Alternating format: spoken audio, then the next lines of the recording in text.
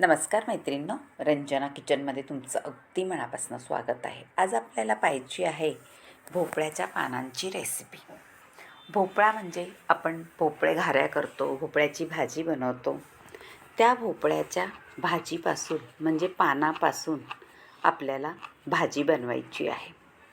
खूप पौष्टिक असतो भोपळा म्हटला का आपल्या शरीरासाठी पौष्टिक पदार्थ आहे. त्याचप्रमाणे भाजीसुद्धा भरपूर पौष्टिक असते. आता ही भाजी कशी घ्यायची? वेलीवरती भोपळा येतो, त्याच्या वेली असतात, त्याची कोवळी कोवळी पाने म्हणजे पुढचा शेंडा तोडून घ्यायचा आणि त्या शेंड्यापासून आपल्याला भाजी करायची आहे. हे पहा, फुलंसुद्धा आहेत, छोटे छोटे भोपळेसुद्धा त्याला आलेले आहेत. आपण पुढचाच कोवळा शेंडा असतो तो तोडून घ्यायचा.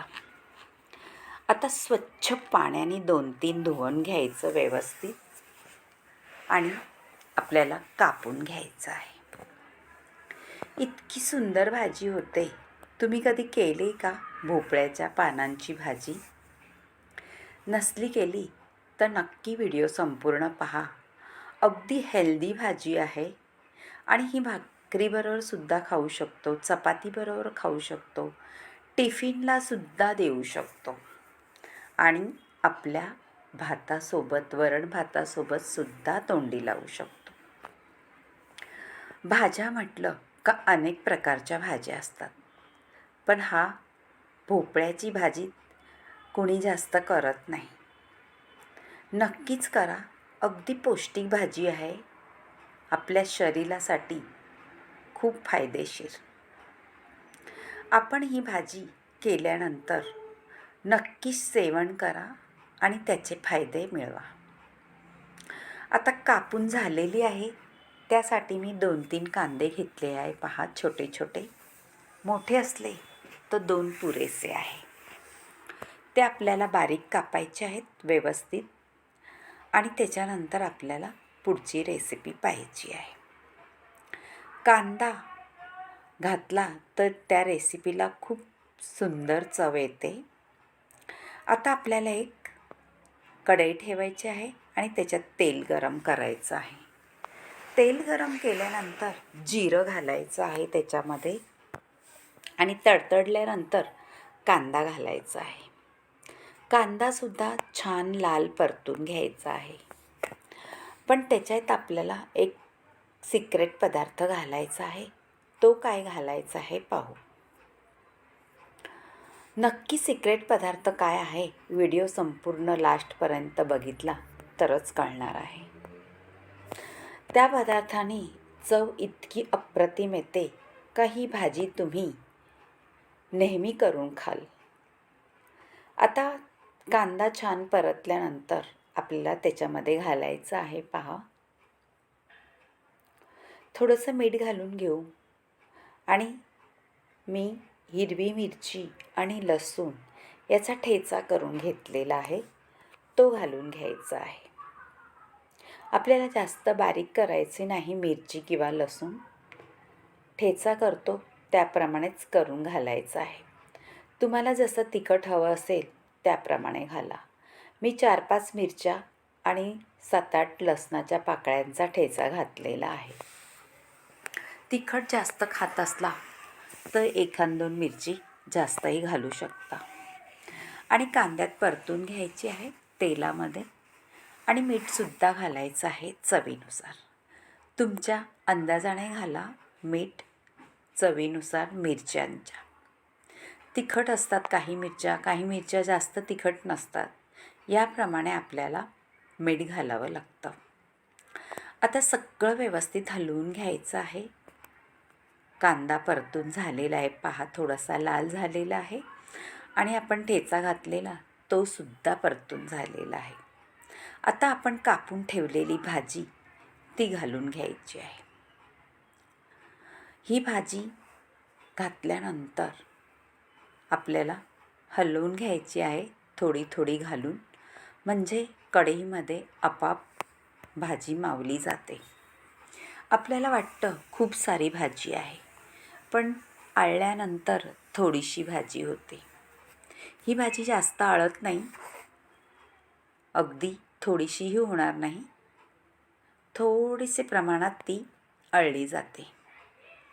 आता एकजीव करून घेऊ आपल्या मसाल्यामध्ये, कांदा आणि ठेच्यामध्ये. व्यवस्थित हलवल्यानंतर भाजी थोडीशी कमी होईल. वाफेवर शिजून घ्यायची आहे, पाण्याचा थेंबही न घालता. कोणत्याही भाजीला मैत्रीण आपण पाणी घालतच नाही पालेभाजींना, पण ग्रेव्ही वगैरे करायची असली तरच पाणी घालायचं आहे. आता व्यवस्थित सगळं हलवून घेतल्यानंतर आपण त्याच्यावरती ठेवणार आहे थोडा वेळ झाकण. झाकण ठेवल्यानंतर वाफेवर भाजी शिजली जाईल. मैत्रिणींनो, आपण मेथीच्या भाजीला झाकण ठेवत नाही, पण ह्या भाजीला तुम्ही नक्की झाकण ठेवून आपल्याला वाफेवर शिजवायची आहे. थोडे याचे देठ असतात, त्यामुळे आपल्याला झाकण ठेवूनच शिजवायची आहे. हे पहा, आपली भाजी थोडी आळली गेलेली आहे आणि परत एकदा आपण हलवून घेऊ, म्हणजे सगळीकडून शिजली जाईल व्यवस्थित. पहा मैत्रिणींनो, व्हिडिओ संपूर्ण पाहिला तरच सिक्रेट पदार्थ कळेल तुम्हाला. आता सगळी हलवून घेतलेली आहे आणि भाजीही आपली 80% शिजलेली आहे. आता त्याच्यात आपल्याला घालायचा आहे शेंगदाण्याचा कूट. शेंगदाण्याचा कूट घातल्यानंतर थोडीशी हलवून घेऊ व्यवस्थित. आणि अजून एक पदार्थ आपल्याला घालायचा आहे. तो काय आहे? तो घातल्यानंतर आपल्या भाजीची रंगत अगदी मस्त येते आणि चटपटीत भाजी होते.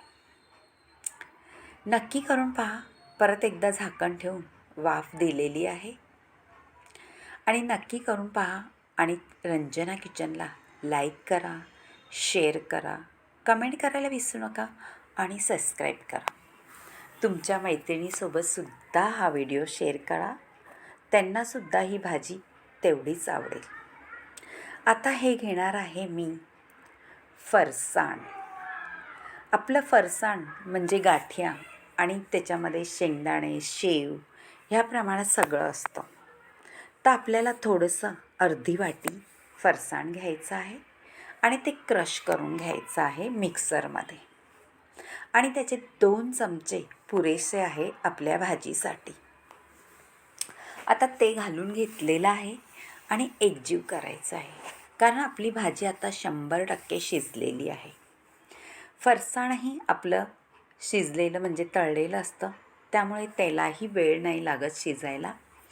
थोडीशी हलवून परतून घेतली का त्याच्यात छान मिसळलं जातं आणि चव अप्रतिम येते. थोडा वेळ झाकण ठेवू, म्हणजे त्याच्यामध्ये मिसळलं जाईल फरसाण आणि चवीला अप्रतिम लागणार. आणि भाकरीबरोबर खा, चपातीबरोबर खा, तोंडी लावा, किंवा तुम्ही ही भाजी अशी घेऊन पावाबरोबरसुद्धा खाऊ शकता. ज्यांना जर भाकरी चपाती खायचा कंटाळा आला असेल किंवा करायचा कंटाळा असेल तर ही भाजी नक्कीच करून पहा आणि कशाही बरोबर खाली तरी चालणारी भाजी आहे. झालेली आहे आणि अप्रतिम चवीची भाजी. नक्की करून पहा आणि रंजना किचनला परत एकदा सांगते, शेअर करा आणि सबस्क्राईब नसेल केले तर सबस्क्राईब करा. व्हिडिओ संपूर्ण पाहिल्याबद्दल धन्यवाद. बाय मैत्रिणींनो, भेटूया आपण अशाच नवनवीन रेसिपीमध्ये. तोपर्यंत भोपळ्याच्या भाजीचा स्वाद घ्या आणि एकदा नक्कीच करून पहा. बाय.